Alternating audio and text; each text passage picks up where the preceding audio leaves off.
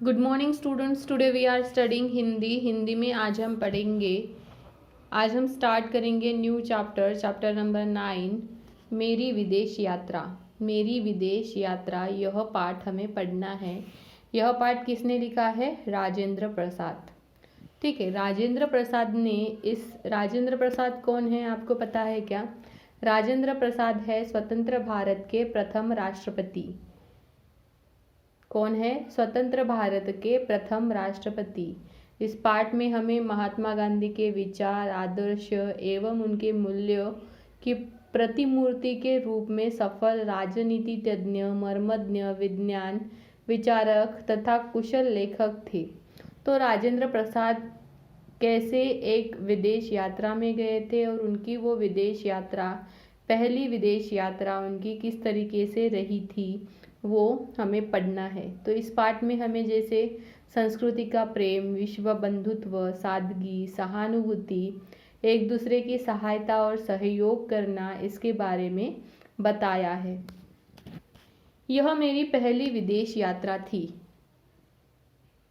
राजेंद्र प्रसाद क्या कहते हैं कि यह मेरी पहली विदेश यात्रा थी, मतलब वो पहली बार ही विदेश यात्रा पर जा रहे थे।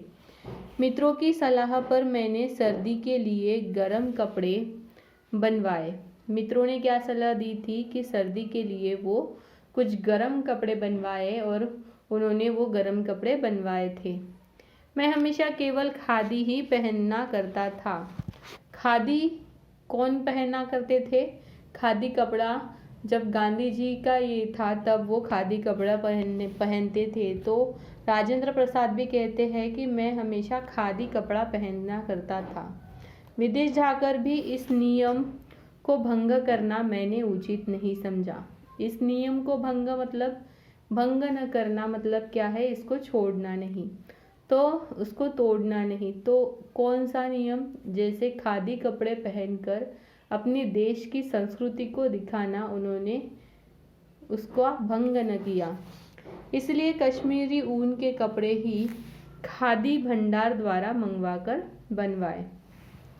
कपड़े की काट छाट भी देशी रखी। मैंने अंग्रेजी पोशाक न पहनने का निश्चय कर लिया। कपड़े उन्होंने कहाँ से मंगवाए? कश्मीरी भंडार से मंगवाए। और काट छाट भी कैसे रखी उसकी? देशी रखी, मतलब अपने देश में जैसे वो पहनते हैं बिल्कुल वैसे ही रखी पोशाक, क्योंकि उन्होंने पोशाक को न बदलने का क्या किया था? निश्चय कर लिया। इससे दो लाभ हुए। एक तो बहुत कम खर्च में काम के लायक काफ़ी कपड़े तैयार हो गए। दूसरे, पोशाक हिंदुस्तानी थी। तो उनसे क्या हो गया? उनके दो काम हो गए कि उनका खर्चा भी उतना नहीं हुआ और उनके हिंदुस्तानी कपड़े भी बन गए। इसीलिए उसमें कुछ भूल अथवा भद्दापन भी हो तो कोई विदेशी समझ नहीं सकता। अंग्रेजी पोशाक और रहन सहन धारण करने पर उन लोगों के फैशन और रीति नीति के अनुसार ही चलना फिरना, कपड़ा पहनना और खाना पीना पड़ता है। ठीक है, आदमी के लिए यह झंझट कुछ कम नहीं है, क्योंकि मैंने जीवन भर कपड़े और फैशन पर ध्यान ही नहीं दिया। तो जैसे अंग्रेजी लोग ज़्यादातर क्या करते हैं? अपने रहन सहन, कपड़े, फैशन पर ज़्यादा ध्यान देते हैं, लेकिन राजेंद्र प्रसाद क्या कहते हैं कि मैंने इन चीज़ों पर कभी ज़्यादा ध्यान नहीं दिया।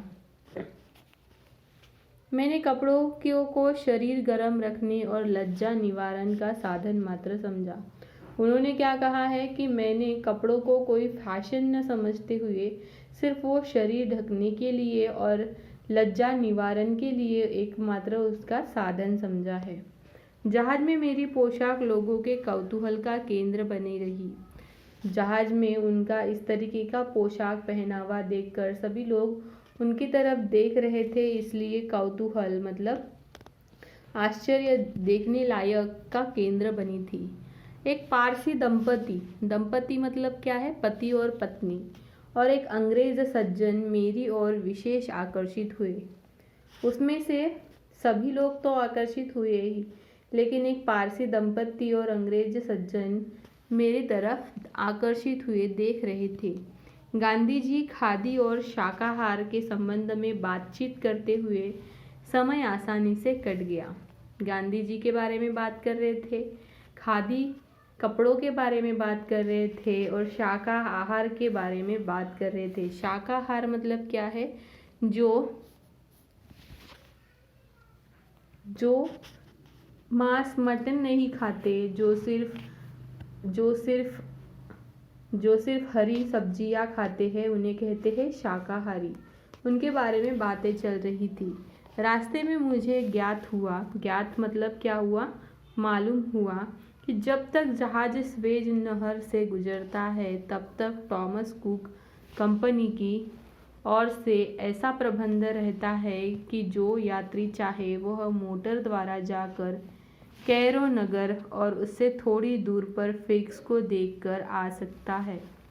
तो वहाँ पर उनको क्या ज्ञात हुआ कि जब तक उनका अच्छी तरीके से प्रबंध नहीं हो जाता तब तक वहाँ से क्या हो सकता है, कोई भी कहाँ पे घूम कर आ सकता है, फिक्स को देखकर आ सकता है, कैरो नगर को फिक्स को देखकर आ सकता है। मेरे साथ कुछ और यात्रियों ने भी वहाँ जाने का प्रबंध कर लिया। तो जैसे वहाँ पर यात्री थे तो उन्होंने भी वहाँ पर जाने का अपना प्रबंध कर लिया।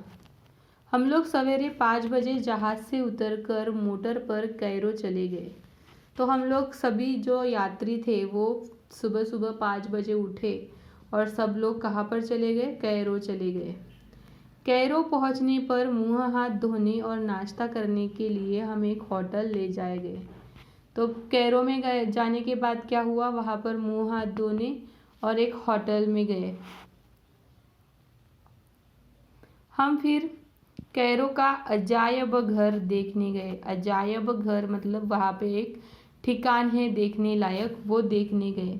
वहाँ पिरामिडों की खुदाई से निकली चीज़ें सुरक्षित है। पिरामिड मतलब क्या है?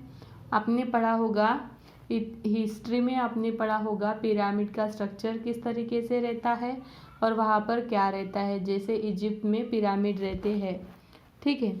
तो सुरक्षित चीज़ें हैं। यह अजायब घर बहुत सुंदर है।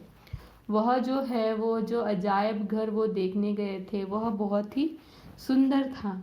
प्राचीन मिस्र के कितने ही बड़े नामी और प्रतापी बादशाहों के शव, वहाँ पर किसके शव रखे थे? शव मतलब क्या है? मम्मी है। मम्मी मतलब कैसे कि उनके वहाँ पर शव रखे गए थे और उन्हें कुछ ऐसा केमिकल लगा दिया जाता था ताकि वो खराब ना हो पाए। चीज़ें सुरक्षित है। यह अजायब घर बहुत सुंदर है। प्राचीन मिस्र के कितने ही बड़े नामी और प्रतापी बादशाहों के शव मम्मी जो पिरामिडों से निकले हैं वे, पर उनका चेहरा और हाथ पैर जो के त्यों है। वे जिस कपड़े में लपेट कर गाड़े गए थे वह कपड़ा अभी तक वैसा का वैसा ही वहाँ उनके शरीर पर लिपटा हुआ है। वह कपड़ा बहुत ही महीन हुआ करता था। महीन मतलब बहुत ही पतला। महीन मतलब क्या है? बहुत ही पतला हुआ करता था। कहते हैं वह भारत से ही जाया करता था।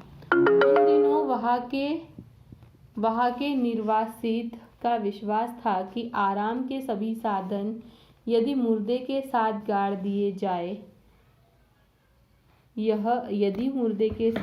दिए जाए वह उनसे परलोक में भी आराम पा सकता है। तो उनका कहना था कि आराम के सभी साधन अगर मुर्दों के साथ भी गाड़ दिए जाते तो उनको परलोक में भी अच्छा साधन था।